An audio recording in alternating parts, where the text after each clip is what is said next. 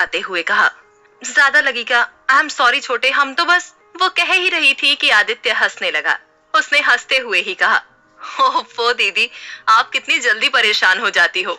सोना ने उसे घूरते हुए कहा, हाँ, क्योंकि तुम हमें परेशान करते हो। वो कुछ और भी कहने वाली थी कि लक्ष्य हड़बड़ी में उसके पास आया और उसके सामने बैठते हुए जल्दी से बोला, इंटर्न सोना, मुझे तुम्हारी मदद चाहिए, एक बहुत बड़ी गड़बड़ हो गई है। सोना ने उसे इतना परेशान देखा तो पूछा, क्या हुआ लक्ष्य, क्या गड़बड़ हो गई? लक्ष्य ने जल्दी से सोना का हाथ पकड़कर कहा, आज रात मुझे हॉस्पिटल की तरफ से एक सेमिनार में जाना है, पर जो मेरे साथ जाने वाली थी उसने मुझे धोखा दे दिया। प्लीज क्या तुम मेरे साथ चलोगी, मेरी असिस्टेंट बनकर? इतना कहकर वो उम्मीद से सोना को देखने लगा। लक्ष्य का उसके हाथ को इस तरह पकड़ने से सोना असहज हो गई। उसे याद था अभी अभी आदित्य ने उसे क्या कहा था। उसने अपने हाथ को पीछे खींचते हुए कहा, ओके, कितने बजे जाना है? लक्ष्य फिर से उसका हाथ पकड़कर खड़े होकर बोला, तो फिर चलो अभी, हमें देर हो जाएगी। इतना बोलकर वो खींचते हुए सोना को अपने साथ ले गया। इधर अंश, रेहान और शौर्य एक बिजनेस पार्टी में थे। तीनों राउंड टेबल पर बैठे थे। अंश के हाथ में ड्रिंक का गिलास था, पर उसने एक भी घूंट नहीं पिया था। तभी एक लड़की अंश के पास आई और उसकी गोद में बैठते हुए बोली, hi handsome, want drink with me? इतना कहकर उसने अपने ड्रिंक के ग्लास को अंश के आगे कर दिया। अंश ने उसे बिना किसी भाव के देखा। सबको पता था ये लड़की इस शहर के दूसरे सबसे बड़े परिवार की बेटी ईशा वर्मा थी। सब जानते थे कि ईशा अंश की मंगेतर है और वो काफी बोल्ड है। रेहान ईशा को मुंह बनाकर देखते हुए शौर्य से धीरे से बोला, आ गई छिपकली कहेगी। मैं बता रहा हूँ शौर्य भाई, एक दिन इस लड़की का खून मेरे हाथों ही होगा। देखो ना कैसी चिपकती रहती है भाई से। मन तो कर रहा है मैं अभी इसे धक्का दे दूं और ये मुंह के बल गिर जाए। तभी ईशा ने रेहान से कहा, तुमने कुछ कहा रेहान? रेहान ने हंसते हुए कहा, नहीं तो मेरी कहाँ मजाल, जो मैं आपसे कुछ कहूँगा भाभी जी। ये सुनकर ईशा ने मुंह बनाते हुए कहा, भाभी जी?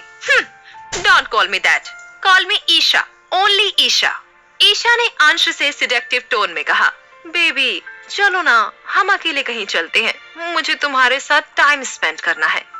इतना कहकर वो अंश के कान पर अपनी उंगली से टच करने लगी, पर अंश को इससे कोई फर्क नहीं पड़ रहा था। वो अपने चेहरे पर बिना किसी भाव के ईशा को देख रहा था। अगर उसके बड़े पापा ने इस लड़की से शादी फिक्स न की होती तो वो इसे कब का गोली मार देता। उसने ईशा के हाथों को अपने ऊपर से हटाते हुए कामली कहा, बिहेव ईशा, हम इस वक्त पार्टी में हैं। ईशा ने कहा, so what baby, I am your fiancee, I have full right on you to touch you and kiss you. इतना कहकर उसने अंश के गाल पर किस किया और उसके गले पर हाथ फेरने लगी। अंश ने उसे गुस्से में घूरते हुए अपनी डोमिनेटिंग आवाज में कहा, try to touch me like this again, I swear I will chop your pretty hands in millions of pieces, now get of.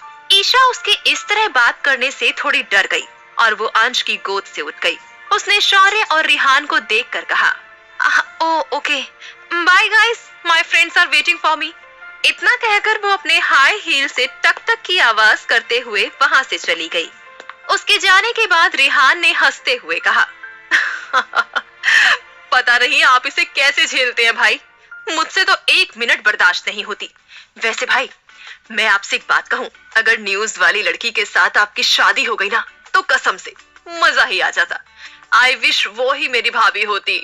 उसने कहा तो अंश की आंखें गहरी हो गई। उसने धीरे से कहा, एज योर विश छोटे। तभी एक वेटर अंश के बगल से गुजरा। उसने अपने कान में लगे ब्लूटूथ में कहा, sir, he is in front of me. सामने से कुछ कहा गया तो उस वेटर ने ट्रे के नीचे हाथ में पकड़ी गन को अंश की तरफ पॉइंट करके गोली चला दी। गोली सीधा आकर अंश के हाथ में पकड़े ड्रिंक के ग्लास को चीरते हुए उसके सीने पर लगी। एक पल के लिए किसी को समझ नहीं आया वहां पर क्या हुआ, लेकिन जल्द ही सबको अंश के व्हाइट शर्ट पर लाल रंग उभरता हुआ नजर आया। ये देखकर रेहान जोर से चिल्लाया, भाई। अंश ने उस तरफ देखा तो वो वेटर वहां से भाग रहा था। अंश अपनी चोट की परवाह किए बिना उसकी तरफ भागा। इधर सोना लक्ष्य के साथ सेमिनार खत्म होने के बाद ऑडिटोरियम से बाहर निकली। रात के 8 बज रहे थे। आसमां में तारे बिखर आए थे।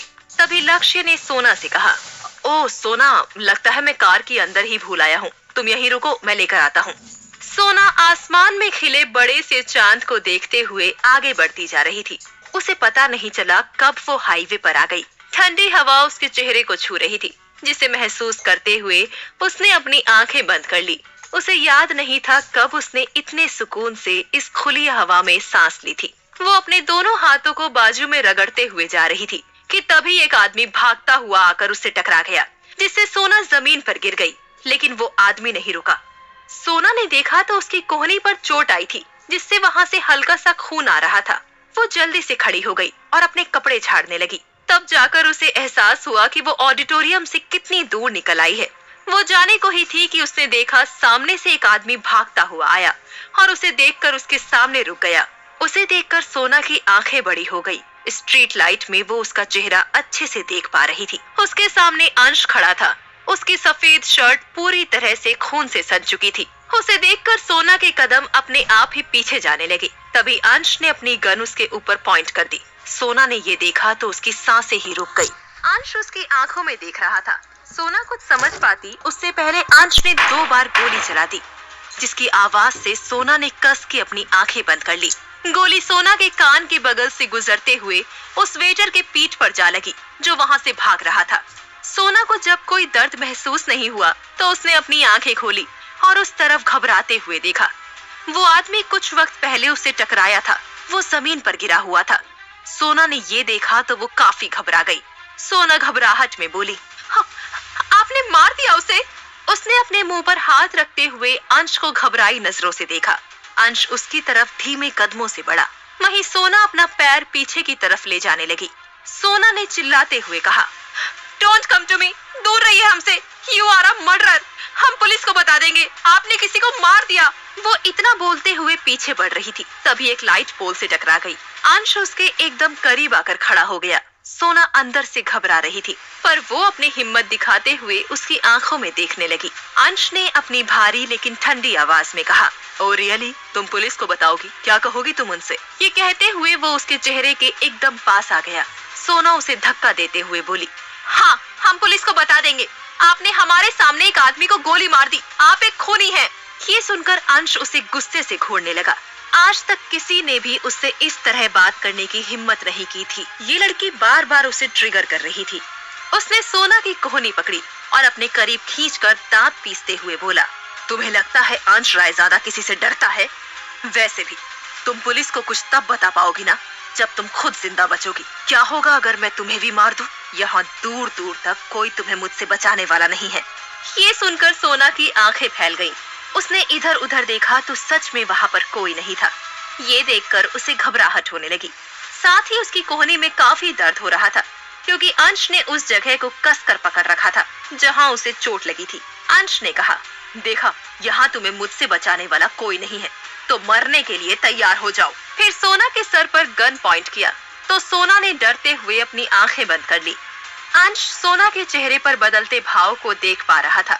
घबराहट की वजह से उसकी बंद पलकें बार बार हिल रही थी, जो किसी तितली की पंख की तरह लग रहे थे। उसके गुलाबी होठ बार बार बंद और खुल रहे थे। अंश उसके होठों से अपनी नजरें ही नहीं हटा पा रहा था। उन्हें बार बार बंद खुला होते देख उन्हें एक बार फिर से महसूस करने की तलब होने लगी। उसने अनजाने में अपनी लार निगल ली और उसके चेहरे की तरफ झुका। उसने अपनी आंखें बंद की और सोना की खुशबू को महसूस किया। वो उसे छू पाता उससे पहले उसे अपने पीछे से जूतों की आवाज आई। उसने उसका हाथ छोड़ दिया और झट से उससे दूर हो गया। तब तक शौर्य और रेहान उसके पास आ गए थे। सोना ने यही मौका देखा और वहां से भाग गई। रेहान ने कहा, क्या वो भाग गया? और वो लड़की कौन है भाई? अंश ने सोना को जाते हुए देखकर कहा, पता नहीं कौन है और वो वहां है। उसने वेटर की तरफ इशारा किया। तभी शौर्य ने देखा अंश का अब तक काफी खून बह चुका था। वो उसके पास आते हुए बोला, अंश, तेरा बहुत खून बह रहा है। तब जाकर अंश को याद आया कि उसे चोट लगी है। उसने अपनी चोट वाली जगह पर हाथ रखा और उसका सर घूम गया। इधर सोना भागकर ऑडिटोरियम की तरफ जा रही थी। तभी सामने से आ रही कार से टकराते टकराते बची। उसने देखा ये लक्ष्य की कार है। उसने पैसेंजर सीट का गेट खोला और अंदर बैठते हुए जल्दी जल्दी बोली, लक्ष्य, हमें घर जाना है, हमें घर छोड़ दो। लक्ष्य ने उसे घबराए हुए देखा तो पूछा, क्या हुआ सोना, तुम इतनी घबराई हुई क्यों हो? सोना ने कुछ नहीं कहा। वो अपनी कांपती उंगलियों से अपने चेहरे को छूते हुए खिड़की से बाहर देखने लगी। लक्ष्य ने भी ज्यादा उससे कुछ नहीं पूछा। वो ड्राइव करने लगा। तभी उसकी नजर सोना की कोहनी पर पड़ी, जहां से खून आ रहा था। उसने कार के ब्रेक पर पैर रखा और सोना की कोहनी को पकड़ते हुए बोला, तुम्हें तो चोट लगी है, दिखाओ मुझे। लक्ष्य उसकी चोट को देखने लगा। उसने फिक्र करते हुए पूछा, तुम्हें ये चोट कैसे लगी, कहीं गिर गई थी क्या? सोना अपना हाथ पीछे खींचते हुए बोली, कुछ नहीं, ये बस थोड़ा सा ही लगा है, हम ठीक है।